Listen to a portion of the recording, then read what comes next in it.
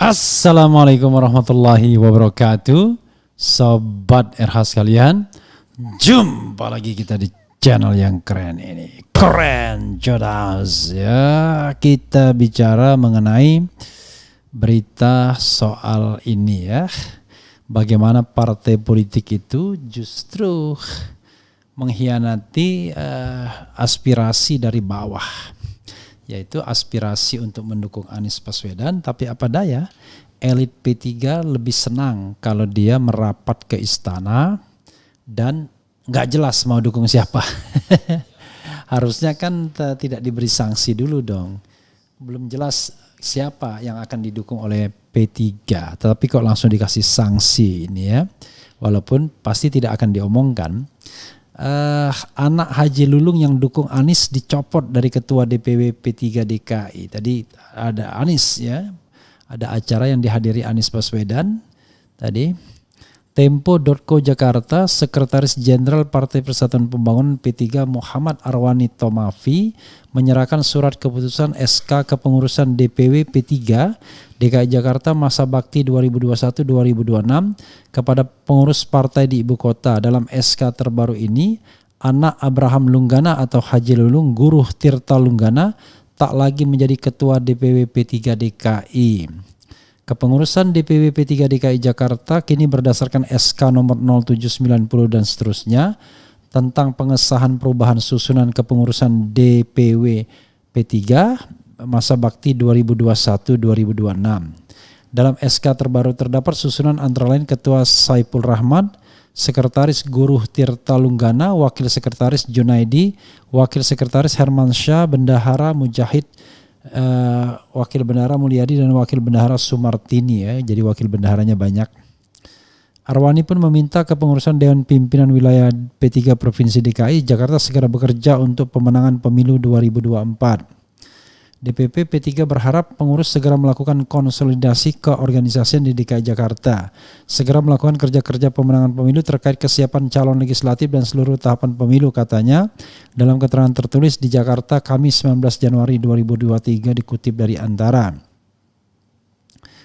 Arwani menjelaskan konsolidasi harus segera dilakukan agar internal partai semakin kuat. Menurut dia, rasa solidaritas yang kuat menjadi modal utama DPW P3 DKI Jakarta mengembalikan kursi dan suara di pemilu 2024. DPW juga meminta pengurus yang baru melakukan silaturahmi dan sowan kepada ulama dan habib. Hal itu untuk menyampaikan perkembangan keinginan dan sosialisasi kepengurusan saat ini, katanya. Sementara Ketua DPW P3 DKI Jakarta Saiful Rahman mengucapkan terima kasih atas kepercayaan yang diberikan kepadanya. Saiful menyatakan akan secepatnya melakukan kerja politik dalam rangka mengembalikan kejayaan P3 DKI Jakarta.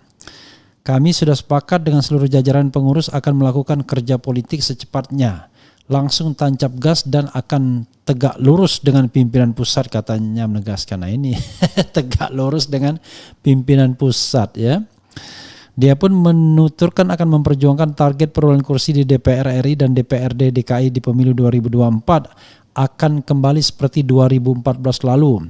Kami berusaha mengembalikan kursi DPR RI yang kemarin 3 kursi.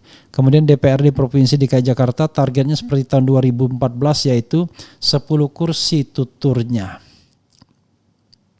Anak Haji Lulung dukung Anies Baswedan jadi Presiden RI. Guru Tirta Lunggana diketahui memiliki hubungan dekat dengan Anies Baswedan. Ia sempat mendoakan mantan Gubernur DKI Jakarta itu menjadi presiden di peringatan haul ayahnya, Haji Lulung, pada Januari tahun lalu. Selamat datang kepada Gubernur Indonesia. Semoga menjadi Presiden Indonesia, kata guru dari atas panggung. Selain itu, di masa kepemimpinannya sebagai Ketua DPW P3 DKI Jakarta, nama Anies Baswedan juga muncul dalam rekomendasi menggelar musyawarah kerja cabang DPC se-Ibu Kota pada 25 September 2022. Dewan Pimpinan Cabang DPC P3 se-Jakarta merekomendasikan Anies Baswedan untuk maju pemilihan presiden Pilpres 2024. Anies Baswedan juga diundang untuk menyampaikan sambutan di pembukaan Muskercap DPC P3 se-Jakarta tersebut.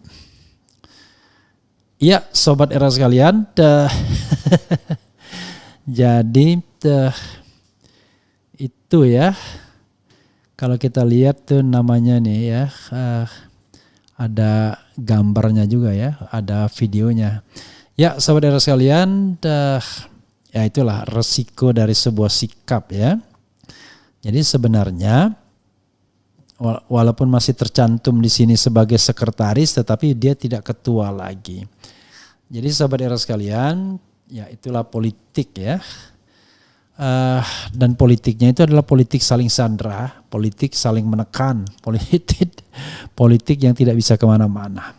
Kalau kita realistis ya, kalau misalnya SMRC mengatakan bahwa kalau misalnya mencalonkan Ganjar Pranowo, suara Golkar akan naik, maka hal yang sama pasti tidak akan terjadi dengan P3. Kalau P3 mencalonkan Anies Baswedan yang akan menolong P3. Atau paling tidak begini, kalau tidak mencalonkan Anies Baswedan, maka suara P3 akan tambah nyungsep, tambah habis. Dan jangan-jangan bakal tidak lolos parliamentary threshold karena dianggap dalam tanda kutip mengkhianati keinginan konstituen.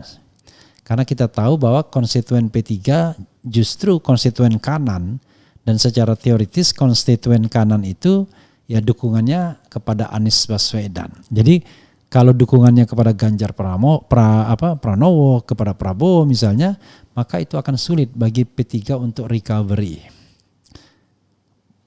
Walaupun barangkali belum bisa ada jaminan P3 akan terdongkrak suaranya dengan mendukung Anies Baswedan, tetapi kalau tidak mendukung sudah pasti jatuh.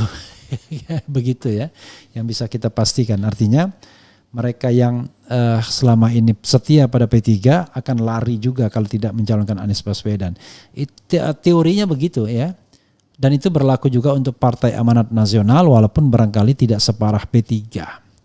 Berlaku juga untuk Partai PKS ya, yang intinya adalah partai-partai kanan itu pasti kecenderungannya ke Anies Baswedan. Oke, sobat semuanya, kalau Golkar ya bisa kanan kiri oke.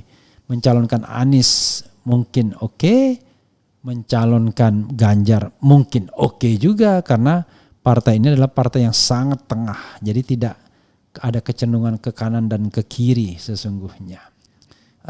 Sahabat era sekalian ya, ada beberapa fenomena. Salah satunya adalah kelihatannya memang ada kekuatan yang tidak menginginkan ada partai Islam yang kuat.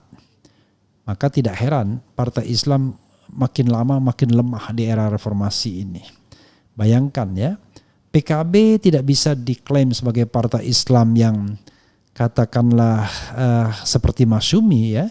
Karena PKB justru lebih dekat spektrumnya kerjasamanya ke politik kiri ya, dengan PDIP misalnya. Nah sementara PKB adalah partai yang paling besar saat ini, for the time being partai Islam paling besar, tapi itu pun cuma nomor 5 setelah partai PDIP, Golkar, kemudian Gerindra, Nasdem, dan barulah PKB. Jadi PKB partai Islam terbesar itu cuma nomor 5. Nomor 6 itu Demokrat, kemudian nomor 7 PKS, 789 itu partai Islam atau berbasis massa Islam. Jadi ini hal-hal yang harus kita perhatikan ya sobat RH sekalian. Jangan sampai nanti kemudian partai-partai Islam ini hancur lebur jadinya. Itu saja sobat RH sekalian. Wassalamualaikum warahmatullahi wabarakatuh. Cia.